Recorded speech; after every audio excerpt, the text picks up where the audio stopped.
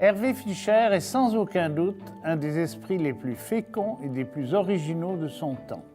Artiste et philosophe, il est né en France, a étudié à l'École normale supérieure, obtenu un doctorat en sociologie de la couleur avant de s'établir au Québec où il a occupé divers postes de professeur d'université tout en parcourant la planète, de Venise à Sao Paulo et de Cuba à Pékin, mondialement réputé en multimédia. Auteur de nombreux livres tout aussi passionnants les uns que les autres, créateur et chercheur, Hervé Fischer est un esprit original, défricheur et inventeur de nos futurs.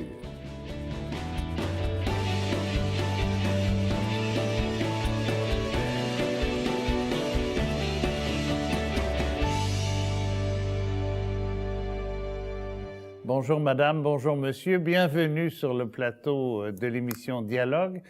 Notre ambition est simple, nous essayons à l'aide d'experts de présenter, de mieux mesurer aussi à votre intention les principaux enjeux qui traversent notre temps, puis de dégager aussi des alternatives.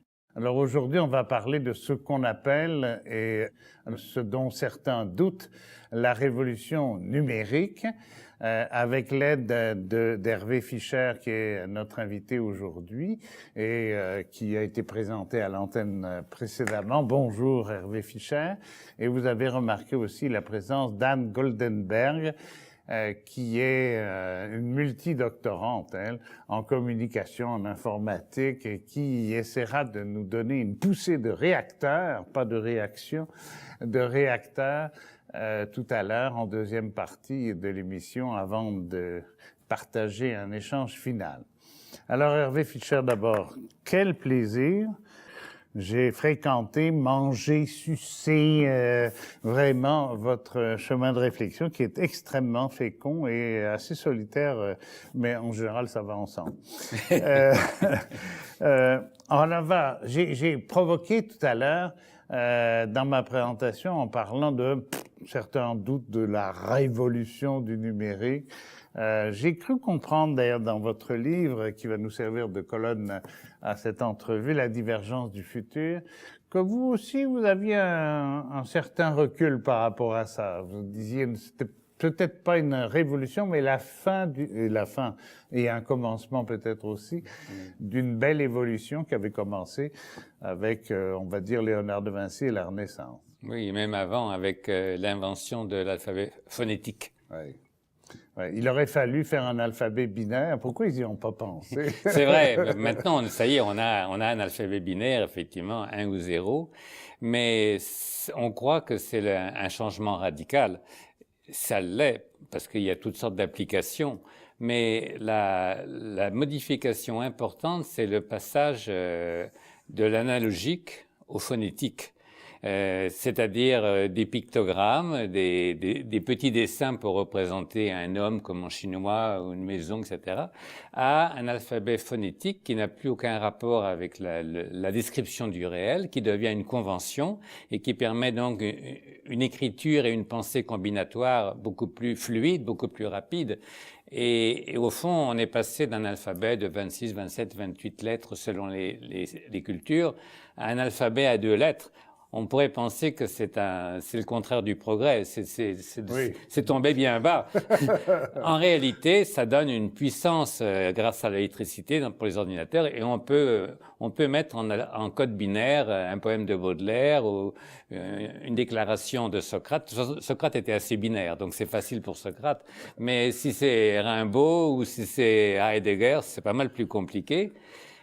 C'est ça, au fond, il y a des choses comme ça qu'il faut repenser, qu'il faut re-questionner. Autrement dit, c'est un alphabet, c'est pas simplement une façon de combiner des lettres pour faire des mots, et puis avec les mots des phrases, c'est en fait penser d'une certaine façon un rapport à soi, au monde, à l'univers. Oui, c'est ça. Je dirais même, il y a une dimension biologique, parce que quand on pense avec des pictogrammes, ou quand on pense avec un alphabet phonétique, et quand on arrive à l'imprimerie qui découle aussi de ça, ou quand on pense comme la nouvelle génération d'aujourd'hui avec des liens, l'exercice dans les réseaux des synapses pour le cerveau, ce n'est pas les mêmes opérations. Et par exemple, j'ai l'impression que les nouvelles générations dont on critique beaucoup la dépendance par rapport au numérique, le temps passé sur les écrans et les petits doigts pointus pour les petits claviers, en fait, c'est comme une construction du cerveau nouvelle qui est finalement beaucoup plus fluide, beaucoup plus rapide aussi, et ça va ensemble, fluidité et rapidité, que la pensée, on va dire, livresque, linéaire, que nous avons appris dans notre éducation. L'inconvénient peut-être, c'est que on pense plus lentement avec des mots écrits, des concepts, que dans l'oralité, par exemple. Et peut-être c'est un problème d'aujourd'hui. Vous mentionnez que j'étais parfois critique. C'est peut-être un problème actuel, c'est que d'une certaine manière, avec le numérique, on est dans une nouvelle oralité qui est beaucoup plus émotive, événementielle et éventuellement rapide comme du ping-pong, qui ne favorise pas trop la pensée philosophique qui prend son temps. Pour penser bien, il faut penser lentement. Quoi que dise Bill Gates, qui dit il faut penser vite pour penser bien, parce que lui, il vend des logiciels. Ouais. Donc, il faut que ce soit rapide. Mais dans ça, moi, j'essaye de faire de la philosophie sur Twitter, par exemple, avec des petites phrases de 140 caractères qui synthétisent une question. Et qui ont l'avantage, donc, c'est éventuellement plus lu que si j'écris un essai académique. C'est pas un avantage. VLB éditeur. Voilà. Oh, c'est pas très académique ce que j'ai écrit, mais en tout cas, c'est certain qu'il y a beaucoup de questions qu'il faut se reposer et que le numérique, au point de vue de l'approfondissement de la pensée, est problématique.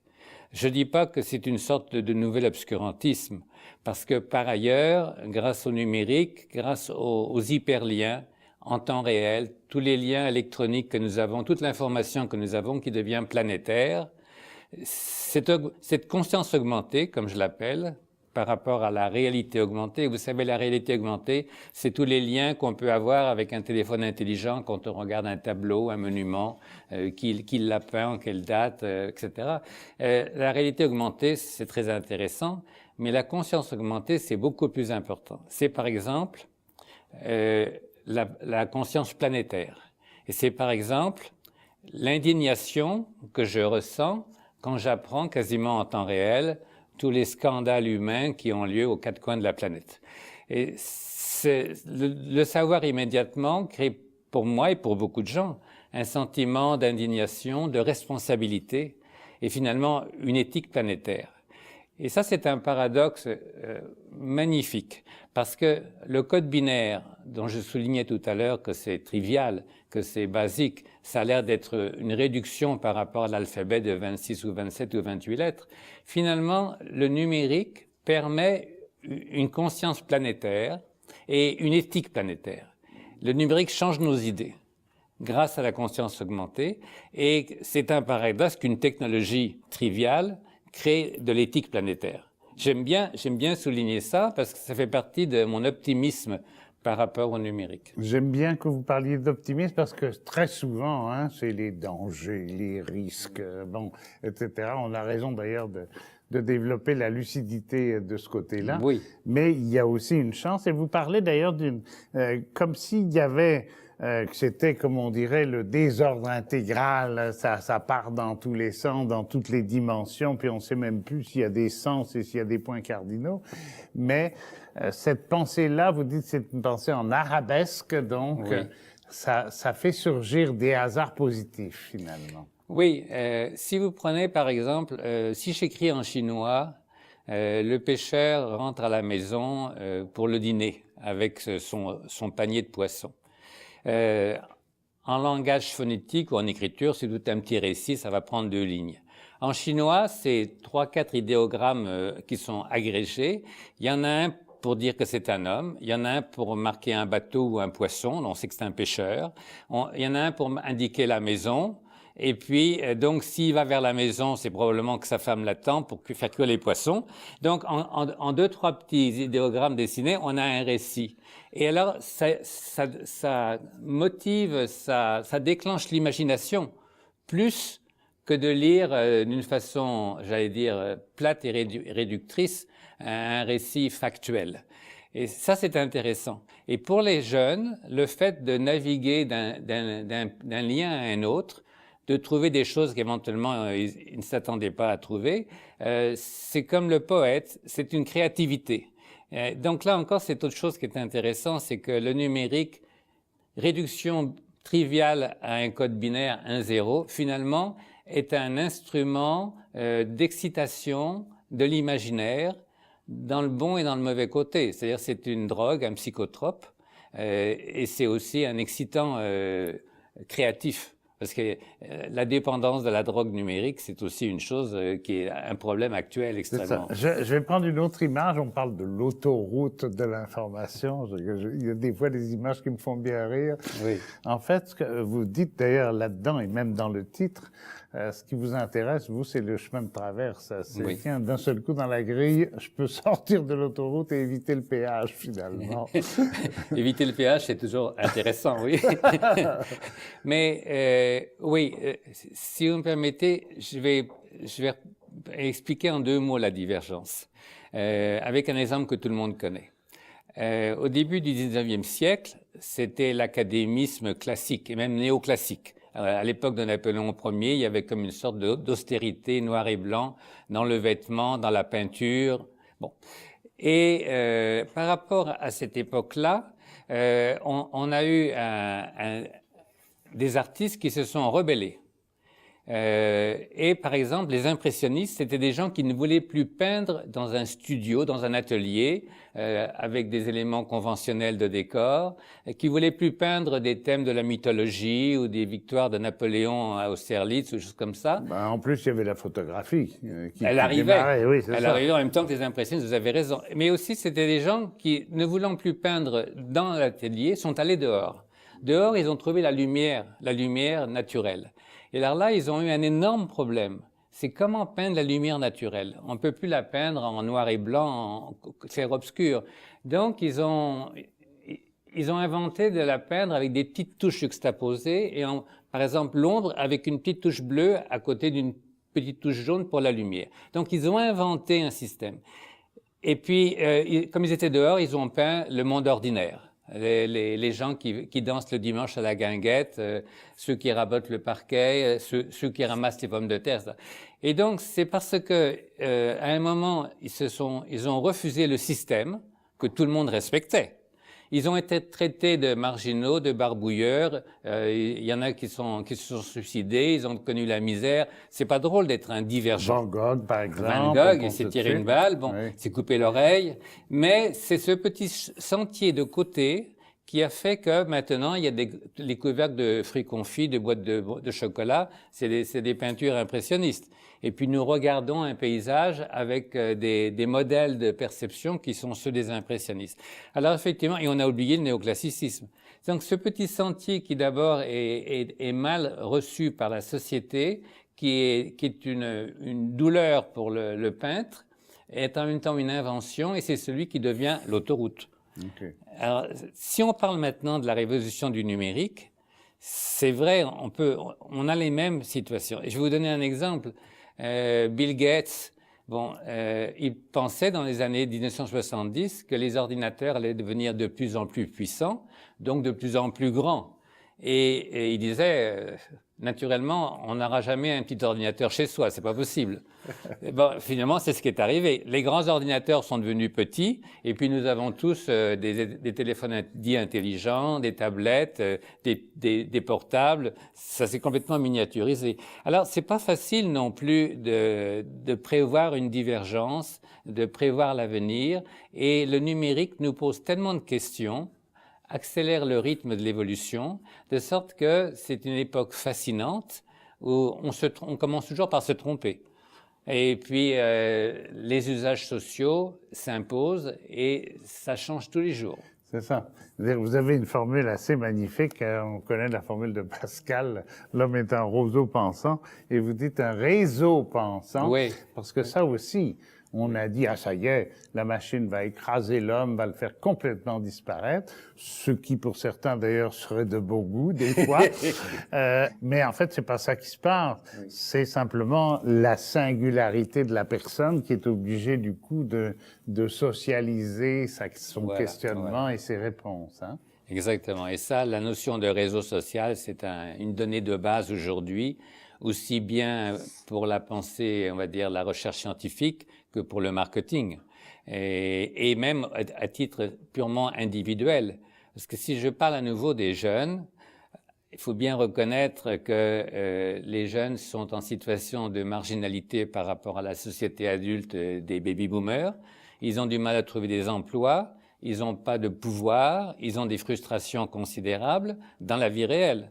Mais sur les réseaux sociaux, ils peuvent socialiser, ils peuvent se valoriser, ils peuvent développer 5, 10, un réseau de 20 000 amis. Ils peuvent aller sur la page Facebook de Coca-Cola où ils ont 22 ou 23 millions d'amis avec... bon, quel plaisir. Ça pose d'autres questions. Mais c'est évident que l'évasion dans le monde numérique est une nouvelle sociabilité très importante pour les jeunes. Il ne faut pas se plaindre quand ils sont dans le sous-sol sur les réseaux sociaux et qu'ils délaissent la télévision ou les stéréotypes de la conversation familiale. Ils sont en réalité en aventure. Oui. Mais c'est là que c'est une révolution. Absolument. Parce qu'ils délaissent la famille, ils délaissent la télévision, ils décrochent de l'école. Aïe, aïe, où va-t-on? Oui, oui. Hein, c'est-à-dire les institutions traditionnelles, vous remontez ça au 19e siècle, oui. L'école, la politique telle qu'elle est instituée, même la science, la culture, enfin tous les grands mots à majuscules, toutes les idoles là commencent à tomber. C'est ce qu'on appelle aussi la postmodernité. Oui. C'est que les grands récits fondateurs sont un peu décrédibilisés. Nous sommes en crise. La crise du vieux monde et la crise du monde nouveau qui est en train de se bâtir. Et on ne sait pas très bien et on a beaucoup d'inquiétudes quelle tournure ça va prendre. Mais il n'y a rien de mieux qu'une certaine crise pour évoluer et pour créer. Un grand artiste, un grand philosophe, c'est celui qui remet en question les précédents. Et c'est celui qui marque l'histoire de l'art ou de la philosophie. Alors, donc, nous sommes là encore dans une période extrêmement créative, extrêmement intéressante. En même temps, nous vivons très dangereusement. Tout à l'heure, vous parliez de ce cher Socrate qui, lui, remettait en question les sophistes de son époque. Mais là, même lui-même, il passe à la casserole. D'ailleurs, à un moment, vous parlez aussi de Descartes, là. Oh là là là là, bon héritage, merci grand-père, mais taisez-vous et restez au cimetière. Oui, bon, pour Socrate, il faut bien... je lui reproche d'avoir une pensée binaire. Il a toujours un esclave de service, c'est pratique un esclave quand on est maître. Oui, oui. Alors, il dit à son esclave, est-ce bien vrai que le ciel est bleu? Oui, répond l'esclave. Est-ce bien vrai que la nuit est obscure? Oui, répond l'esclave. Donc, le jour n'est pas obscur? Non, répond l'esclave. Ce genre de pensée, c'est un peu simpliste et un peu risible. Mais il faut se rendre compte qu'à l'époque, il luttait contre la superstition, où tout pouvait être n'importe quoi. Et donc, il établissait, comme les arêtes du poisson, la structure de base d'une pensée rationnelle, déductrice, par rapport à des gens qui étaient de façon dominante superstitieux, qui voyaient des esprits partout, qui avaient des rituels magiques pratiquement. Et donc, c'est pour ça qu'il est quand même un fondateur du rationalisme occidental. Mais aujourd'hui, effectivement, je dis merci grand-père, on est rendu plus loin. C'est ça, puis ratio, c'est un terme quasiment de comptable. Ben oui. Un sou, c'est un sou. Oui. Le vase est bleu, dont vous parliez tout à l'heure. Oui, et dans la science contemporaine, on aborde les complexités, on envisage la loi du chaos. On se rend bien compte qu'un rationalisme simpliste ne permet pas de rendre compte des complexités. Et donc, on aborde par exemple une logique floue. Une logique floue, c'est impensable. Mais justement, c'est l'ouverture. C'est que on ouvre la porte puis on expérimente. On va voir ce qui sort. C'est peut-être en ce sens-là que c'est la révolution. Tout à l'heure, vous disiez, il faut pas confondre tout et n'importe quoi, mais là, c'est n'importe quoi qui peut devenir le tout, finalement. Mieux ou pire que ça, c'est que maintenant, nous sommes aux commandes. Oui. Quand nous modélisons une cellule, quand nous modélisons un processus, par exemple, chimique, est-ce qu'une molécule de l'industrie de la pharmacie va guérir une maladie? Au lieu de simplement de l'inoculer à des patients, on peut maintenant modéliser sur ordinateur, sur écran, tout le processus et rapidement voir qu'est-ce qui se passe. Parce qu'on synthétise, sinon la vie, en tout cas, des segments de processus biologiques, physico-chimiques. Et là, on se sent aussi aux commandes avec toute la responsabilité que ça implique de changer l'avenir, de le créer à notre main, à notre mesure, et on devient responsable de l'avenir. Bon, moi je suis athée, donc je ne crois pas tellement à la providence divine, mais beaucoup de gens croient encore dans la providence de la nature. Pour moi, la nature, ni Dieu ni la nature ne sont aux commandes de l'avion.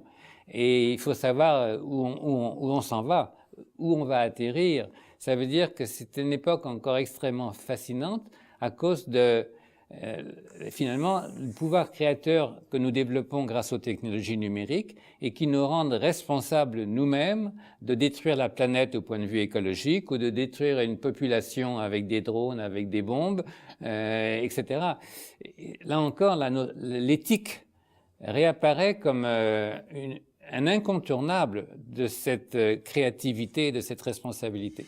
Je suis heureux qu'on termine sur le mot responsabilité, grâce à vous. D'ailleurs, on reprendra cet échange au niveau de l'éthique dans la troisième partie de cette émission. Là, je vais me rendre auprès d'Anne Goldenberg, qui frémit certainement pour réagir à vos propos.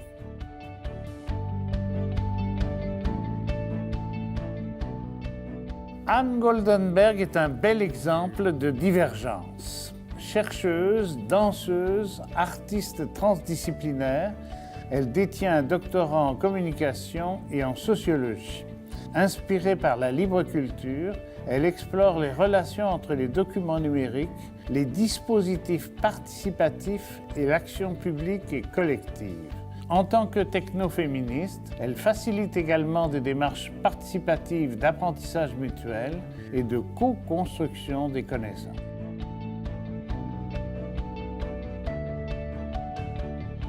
Bonjour, bienvenue à Dialogue, Anne Goldenberg.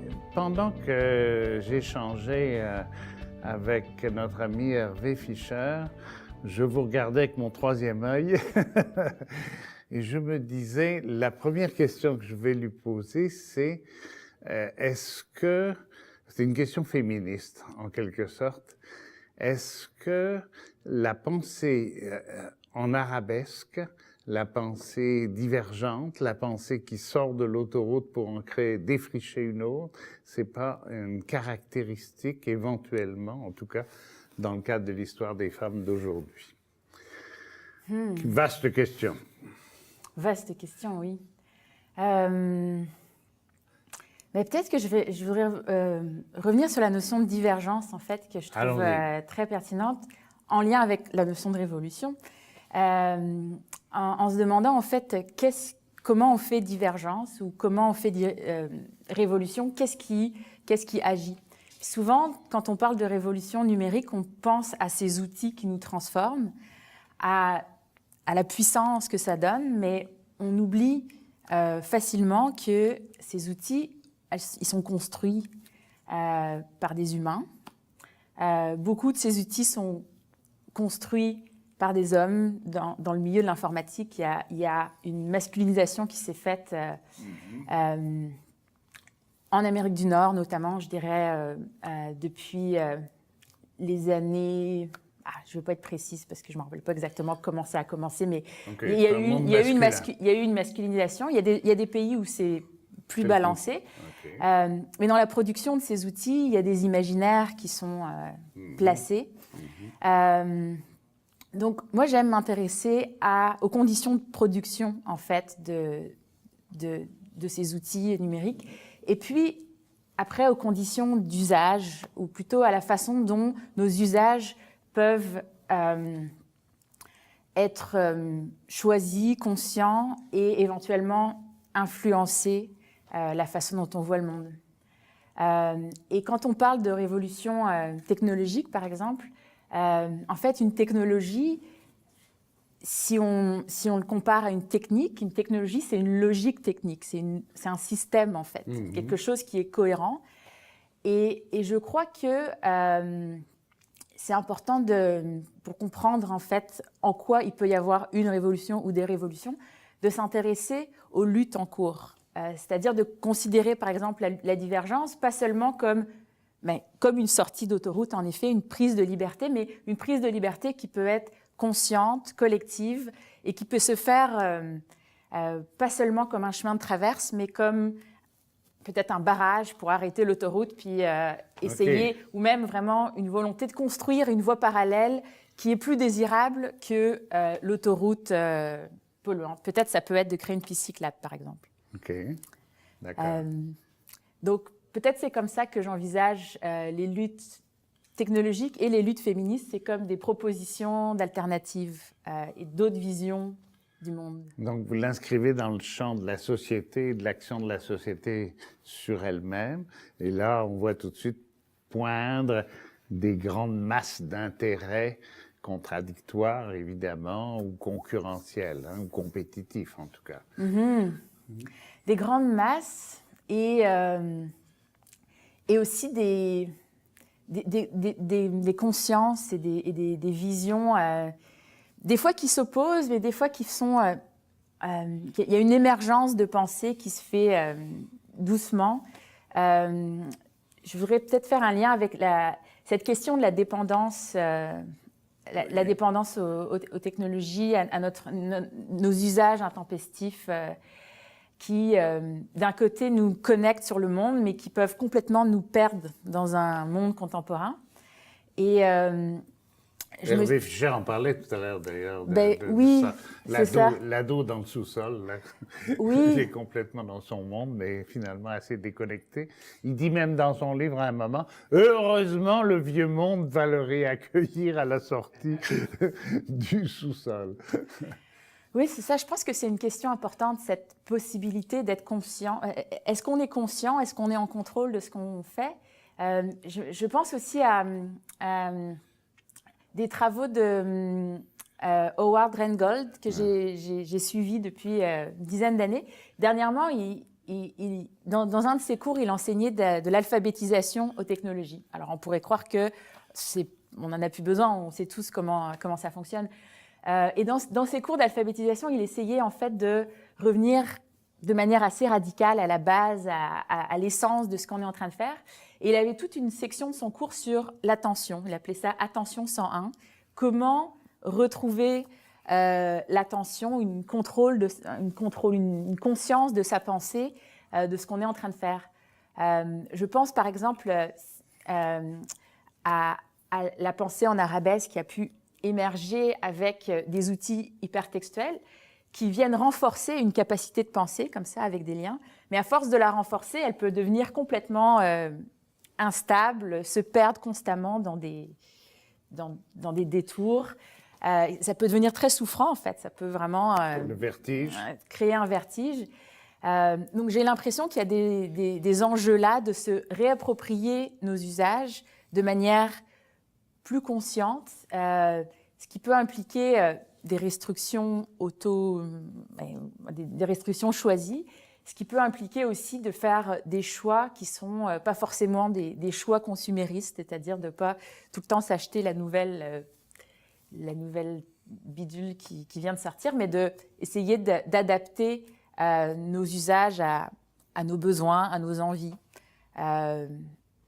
D'un point de vue anthropologique, est-ce que vous pensez vraiment que j'ai comme l'impression que le neuf, l'innovation, la découverte, l'imprévisible, ça nous brûle des fois. C'est très important et c'est ça qui est à l'origine de ce qu'on appelle les progrès scientifiques ou techniques. Mais est-ce que l'imprévu nous fait pas peur aussi? Est-ce que c'est pas une folie finalement? C'était bien rassurant quand telle cause provoquait tel effet. Hein? Et puis il y avait des lois par rapport à ça. Hein? On va commencer avec Descartes, même si ça a commencé plus tôt. Et puis Hervé Fischer parle de Darwin aussi à un moment. L'imprévu, le surprenant, mais quelque chose qui nous prend par-dessus. Hein? C'est pas quelque chose qui nous sous-prend, c'est quelque chose qui nous surprend. Oui, mais je pense qu'on a raison d'avoir peur, en fait. Ouais. Et ce qui nous brûle, peut-être que c'est le neuf, ou en tout cas la course au neuf, l'espèce de... Oui, c'est vite usé, le neuf. Ouais. C'est vite usé, et c'est pas forcément réfléchi, en fait. Je pense que ce qu'il y a d'assez marquant, en fait, dans ce rapport aux technologies numériques, c'est qu'elles sont devenues des biens de consommation. Ça s'inscrit de manière de plus en plus pesante, lourde, dans un monde capitaliste. Un marché. Un marché qui est en course. Et je pense que ce fait-là est presque aussi fort que la nature, on pourrait dire, de l'artefact cognitif. C'est sûr que le crayon et le papier nous amènent à penser autrement qu'un écran et un clavier, mais le fait ou une tablette, mais le fait qu'on est amené à utiliser ces outils parce qu'on nous les vend et qu'ils changent chaque année, et qu'on n'est peut-être pas en mesure de contrôler le fait que notre téléphone nous vibre ou que qu'il y ait des publicités qui nous appellent tout le temps. Il y a même un marché qui s'est développé d'économie de l'attention, capitaliste cognitif, en fait, vraiment un marché pour aller chercher cette attention qui fait qu'on se perd. Et comment reprendre une conscience de ce qu'on est en train de faire, mais aussi une conscience de où est-ce qu'on s'en va, c'est quoi la vision derrière ça. OK, pendant qu'on est sur l'autoroute, on ne fait pas attention, il y a une signalisation, il y a des panneaux publicitaires, et puis on nous empêche justement d'aller dans les chemins de traverse.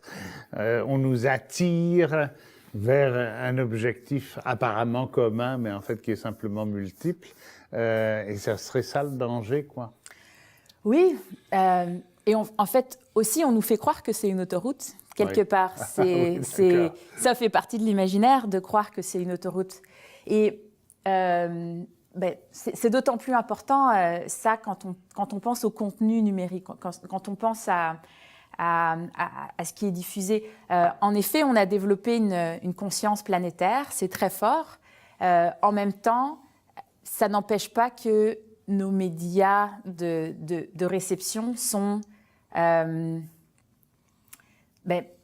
la propriété de certaines compagnies qui peuvent nous surveiller, qui peuvent éventuellement, dans des pays où la censure amène à des emprisonnements, ça fait qu'on se croit libre et connecté, mais en même temps, on devient partie de la marchandise. Mais en même temps, il y a un monsieur Snowden.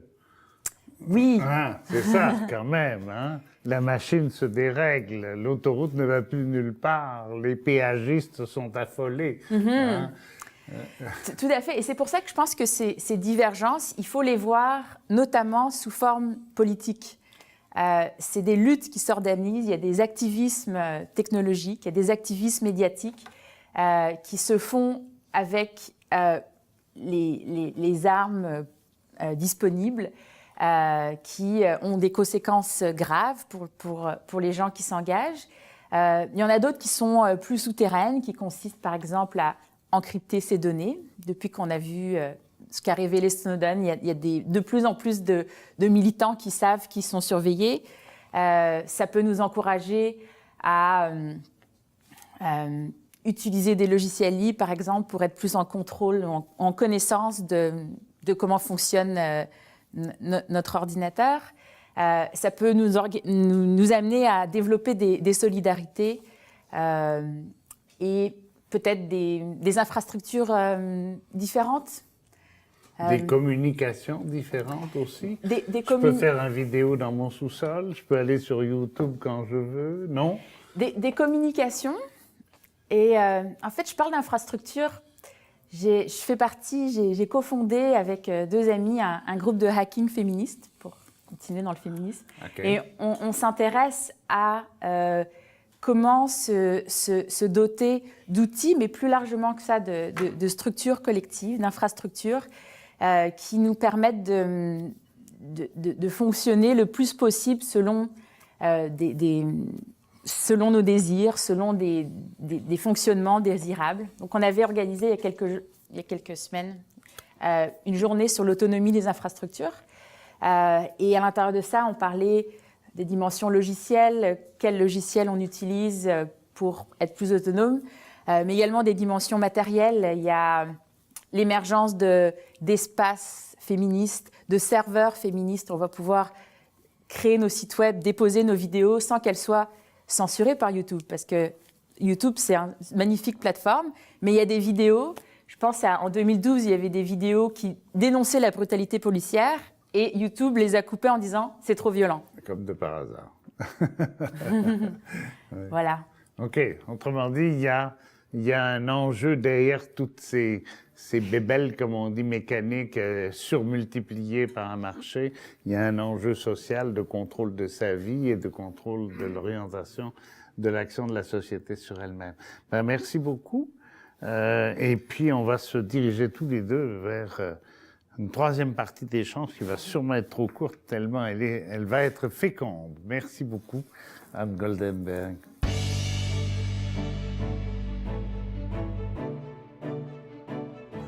Pour nous faire parvenir vos commentaires et suggestions, n'hésitez pas à nous écrire à l'adresse indiquée à l'écran.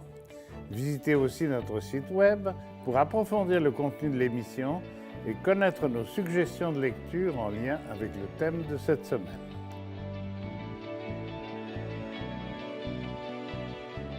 Alors, en écoutant Anne Goldenberg tout à l'heure, je me disais, on est entre deux pôles. D'un côté, l'attraction, la séduction, avoir les autres, les posséder d'une certaine façon, y compris à travers la technologie, les contrôler. Bon. Autrement dit, on ne regarde pas la télévision, mais c'est la télévision qui nous regarde. Et puis de l'autre côté, l'attention, en un seul mot, et la conscience. Est-ce que c'est ça l'enjeu? Oui, entre l'intensité et être un objet dans le système des objets, comme disait Baudrillard. C'est ça. Oui, c'est... Peut-être que ça a toujours été, mais je ne suis pas sûr de ça. Dans le bouillonnement urbain et des médias actuels, avec le temps social accéléré, on se pose souvent... moi, je me pose souvent la question, peut-être que, justement, comme tout le monde, à quel point je suis consommé par le système. Brûlé, autrement dit. Oui. Et à quel point je garde une marge de manœuvre individuelle pour intervenir. Parce que quand on parle du Web 2.0, interactif, c'est peut-être, comme tout à l'heure Anne Goldenberg le disait, une illusion comme l'autoroute, de l'autre côté, à l'autre pôle. Oui. Et oui, c'est un débat, je trouve, très actuel et ça demande une résistance. Parce que c'est probablement ce qui se passe. Mm-hmm. Et aujourd'hui, je crois qu'il y a une responsabilité du philosophe d'intervenir dans ce débat de société de masse, de lieux communs, de manipulation commerciale, technologique, politique, d'une façon un peu désespérée, parce que finalement très solitaire et très impuissante, parce que ce ne serait pas acceptable qu'on ait finalement un système qui nous broie, qui nous utilise. On voit bien que le nouveau marketing nous utilise. Il nous tague, il fait notre profil dans tous les médias, dans tous les réseaux sociaux, il fait notre profil pour nous manipuler comme acheteurs à acheter. Mais peut-être que moi, je pense à la société chinoise. Entre-temps, nous avons eu la révolution de l'individualisme bourgeois au XIXe siècle. On a découvert l'individu, la psychologie, la psychanalyse, l'anarchisme, etc. Mais dans la majorité de sociétés, on a plutôt un collectivisme. Et donc, je ne pense pas que pour mes amis chinois actuels, l'idée de se rébeller, parce qu'il y a le respect du groupe de la part de l'individu. Tandis que nous, en Occident, nous avons l'impression que nous sommes possiblement victimes du groupe. Parce que nous avons des réflexes bourgeois individualistes. Ah, Mais okay. peut-être c'est plus intéressant, je vais aller jusqu'au bout de la provocation, c'est plus intéressant la pensée collective de la masse, la responsabilité du groupe, et que l'individu devrait être plus modeste. Ça m'amène à rebondir sur ce que Hervé Fischer appelle l'intelligence connective. Il faudrait probablement, dans les formes de résistance, en tout cas je jette cette provocation, il faudrait repenser à penser collectivement.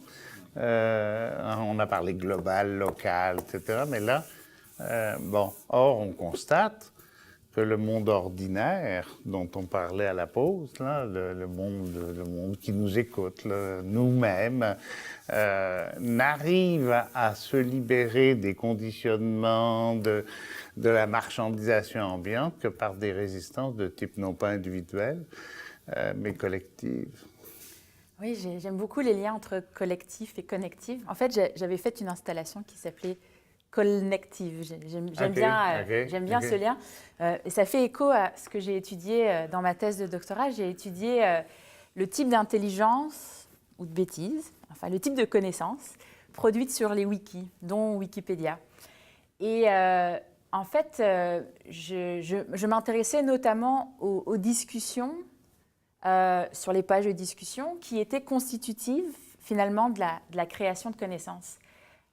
J'ai rencontré différentes personnes dans le cadre de ma thèse. J'ai aussi rencontré des contributeurs chinois, par exemple, qui voyaient dans cet espace un endroit majeur pour prendre en main la construction, la transmission de l'état des savoirs dans différentes langues. Chaque langue propose des visions différentes. Mais ça m'a amené à voir là quelque chose de l'ordre de lutte épistémique ou épistémologique, de lutte sur la façon dont on présente la connaissance. Donc, une des choses qui a pu amener Wikipédia, c'est que ce n'est plus seulement un groupe d'experts qui produit de la connaissance, c'est une société vraiment élargie. Mais cette société élargie, elle a besoin de discuter, de se mettre d'accord. Il y a beaucoup de désaccords, en fait. Il y a aussi des exclusions. On sait qu'il y a moins de femmes qui participent. Avec des bagarres. Il y a des bagarres, etc. Mais il y a quelque chose qui se produit là, qui n'est pas seulement de la bataille. Il y a des bagarres, mais ce n'est pas seulement des bagarres de la loi du plus fort. Il y a aussi une forme d'intelligence sur la façon dont on discute et dont on produit la connaissance qui se développe. Et je crois qu'il y a des habilités qui se sont créées sur Internet, sur les réseaux, pour essayer de se constituer des conditions d'intelligence, des conditions de construction de connaissances, en fait. Mm-hmm. Êtes-vous d'accord avec ça? Oui. Mais c'est un peu une vision idéaliste, parce que ça demeure encore assez marginal sur les réseaux sociaux. Il faut bien voir que le milliard de personnes qui sont sur les réseaux sociaux, je pense à Facebook, c'est pour dire I like, comme de l'ice cream. Et là, on a plutôt la boisson gazeuse sucrée. Moi, je compare Coca-Cola et Facebook souvent. Hein. C'est un peu le même genre de boisson ou d'air qu'on respire ou de boisson qu'on absorbe. Et c'est euphorisant. Et par rapport à une tendance très, très dominante des réseaux sociaux d'aller chercher l'euphorisant, d'aller chercher des satisfactions, des compensations. Parce que par exemple, si je prends les arts numériques, Les artistes, théoriquement, ce sont des gens qui ont une pensée critique, une conscience malheureuse, on va dire, et traditionnellement, il y a eu des courants critiques parmi les artistes très forts. Hein. On pense au désastre de la guerre de Goya ou des choses comme ça. Et puis quand on regarde les artistes numériques aujourd'hui, ils font des installations interactives, ludiques, distractives, et ils s'en vont éventuellement vers les industries culturelles. Il y a quelques-uns que j'aime, ceux que je préfère, mais il y a très peu d'artistes qui vont vers le questionnement, la conscience critique. Et d'une manière générale, les réseaux sociaux, le numérique aujourd'hui, c'est beaucoup une bulle euphorisante dans laquelle on aime aller et échanger. Et ça n'aide pas au moment où on a des débats de société tellement importants, aussi sur les réseaux sociaux, mais surtout des problématiques très, très, très difficiles par rapport aux défis technologiques, de la mondialisation, etc. Ça n'aide pas à exercer notre pensée citoyenne responsable. Peut-être que ça compense les débats de société, peut-être que ça compense la souffrance dans laquelle on est aujourd'hui. Bon. C'est aussi un média qui permet d'être connecté à une forme de conscience globale. Il y a beaucoup de choses qui circulent, mais je ne crois pas que c'est un lieu de co-construction de connaissances. C'est un lieu d'échange, de transmission assez rapide, assez superficiel, assez léger, mais ce n'est pas un lieu de co-construction de connaissances. Et aussi, ce n'est pas un lieu qui a été construit de manière consciente pour transformer une vision de la société. C'était un outil de mise en réseau d'anciens élèves d'une université. Et puis, après, c'est devenu un business. Alors, il n'y a pas vraiment de raison pour laquelle un business est un outil de connexion avec ses anciens chums. De Wikipédia. Non, je parle de Facebook. Ah, vous parlez de Facebook. De Facebook. Parce qu'on pourrait dire la même chose pour Wikipédia. Ben, pas tout à fait, en fait. Ben, c'est une encyclopédie. Donc, une encyclopédie, c'est rarement un livre critique. C'est pas un livre critique, mais c'est pas un business. Et ça c'est porté par une communauté. Et je dirais qu'il y a une dimension critique. Donc le but, c'est pas de critiquer. En fait, c'est pas d'amener des nouvelles connaissances. C'est l'état des connaissances. Par contre, dans cet état des connaissances, dans la façon dont on fait état des connaissances, il y a vraiment de la place à être critique. Il y a, par exemple, toute une critique qui a été faite de l'état des connaissances sur Wikipédia qui dit c'est vraiment une vision masculine qui est présentée, il n'y a que des hommes philosophes, il n'y a que des hommes artistes. On va faire des éditotons, du travail massif ensemble pour montrer qu'il y a des femmes artistes, il y a des femmes philosophes, il y a des femmes scientifiques, etc. Il y a quelque chose qui pourrait être fait ou qui commence à être fait sur la vision, la présentation de la connaissance de la pensée autochtone. J'ai étudié ça un petit peu dans ma thèse. Il y a eu l'ouverture d'un portail sur les autochtones d'Amérique du Nord, mais il y avait très peu d'autochtones qui participaient, donc c'était très folklorisant. On disait par exemple en introduction, on n'appelle plus ces gens des Indiens ou des sauvages parce qu'ils n'aiment pas ça, mais dans tout l'article, ils continuaient à dire donc les Indiens... les sauvages. Donc on voit bien qu'il y a matière à critiquer l'état des connaissances. Il y a vraiment du chemin à faire, mais c'est aussi un espace où c'est possible de le faire. On peut changer et on peut discuter. Moi, je soutiens à fond Wikipédia, évidemment.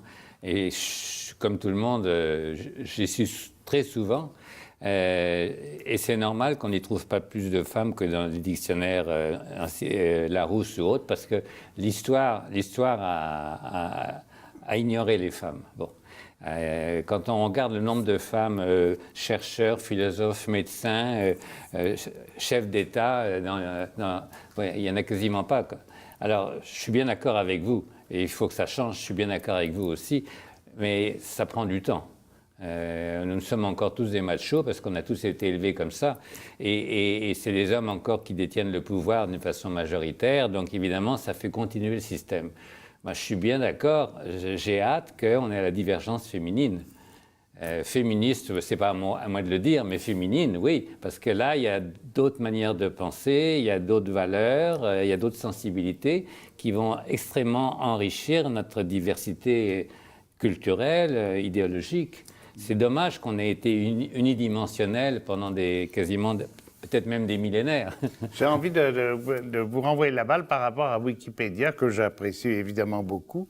C'est extrêmement pratique et en même temps, il y a une dimension militante derrière tout ça qu'il ne faut pas ignorer. Mais c'est aussi une tendance à créer, encore une fois, une grosse affaire, encore une fois, une grosse institution, même si ils n'ont que quelques centaines de salariés qui vivent avec des budgets assez rétrécis. C'est quand même encore, on veut développer une hyperpuissance avec d'autres outils, d'autres modes, alors que, de quoi parlons-nous? On parle de réseau, on parle de capillarité. À la limite, il n'y a plus de première page du journal, il n'y a plus d'éditorial télévisuel. Comprenez ce que je veux dire? Oui. Hein? C'est un monde nouveau où il n'y aura plus de chef parce qu'il n'y aura plus besoin d'en avoir et il n'y aura plus de sauvages non plus. Au niveau de la vision, je parle. Je ne dis pas que c'est ça qui va arriver, bien entendu. Comprenez-vous ce que je suis en train de dire?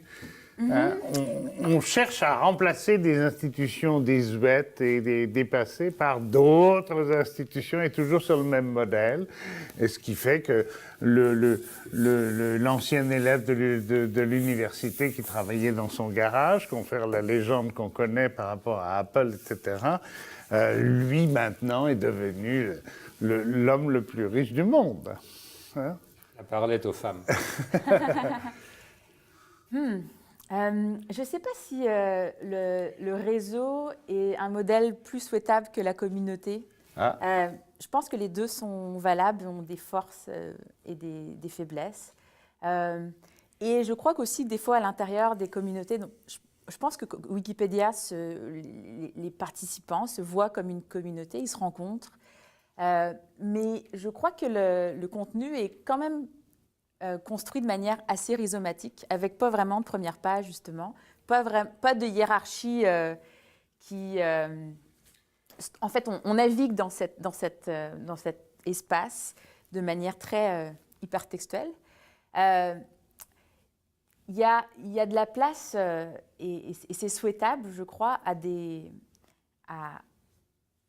luttes, des discussions, des négociations à l'intérieur des communautés. Et je crois aussi qu'il est souhaitable, à l'intérieur des réseaux, qu'il y ait des visions communes, qu'il y ait des espaces publics, qu'il y ait des rencontres qui se créent, qui ne soient pas seulement de la circulation par lien, mais qu'il y ait des cercles peut-être qui émergent. Je trouve ça intéressant qu'on ramène le mot communauté qu'on n'attendait plus.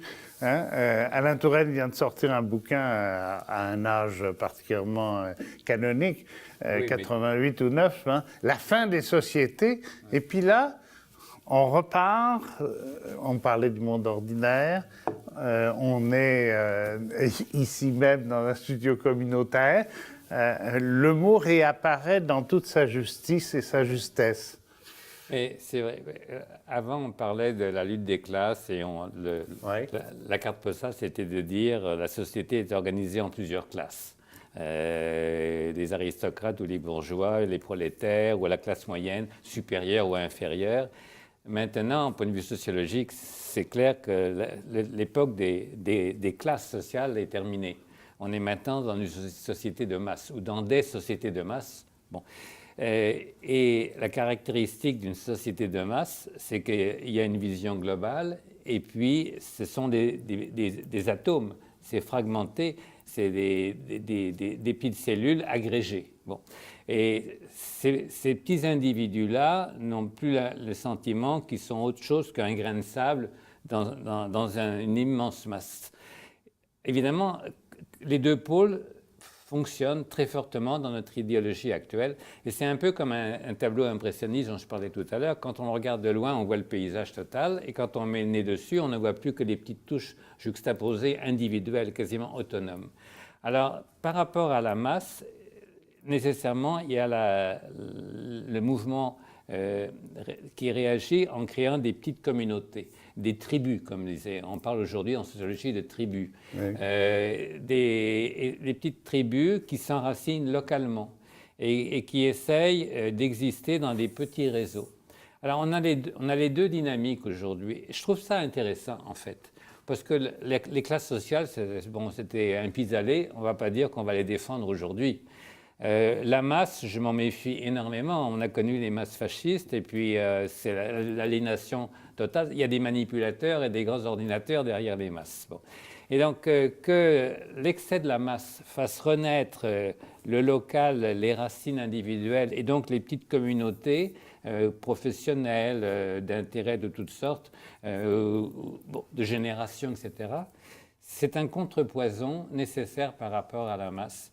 Et c'est un élément d'équilibre et je crois bien plus naturellement à la créativité et j'espère plus dans les petites communautés que dans la masse.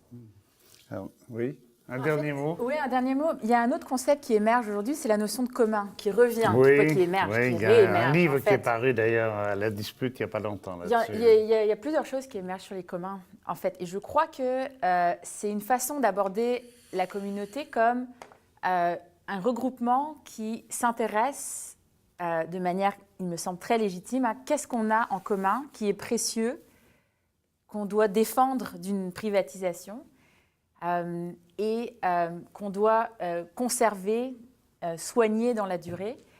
Et je crois que ça peut s'appliquer à différentes choses. Souvent, ça a été pensé pour l'eau, pour des choses vitales.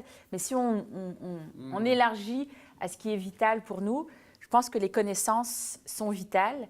Et aujourd'hui, nos réseaux de communication, nos outils communicationnels deviennent vitaux en tant que médium de conscience globale, médium d'interaction. Je pense que l'idée de les considérer comme des communs et de les soigner comme tels est probablement riche. Merci pour cette conclusion. Il faudrait d'ailleurs presque reprendre un mot qui n'était pas patrimoine, mais matrimoine, pour reprendre l'idée de la conscience féminine.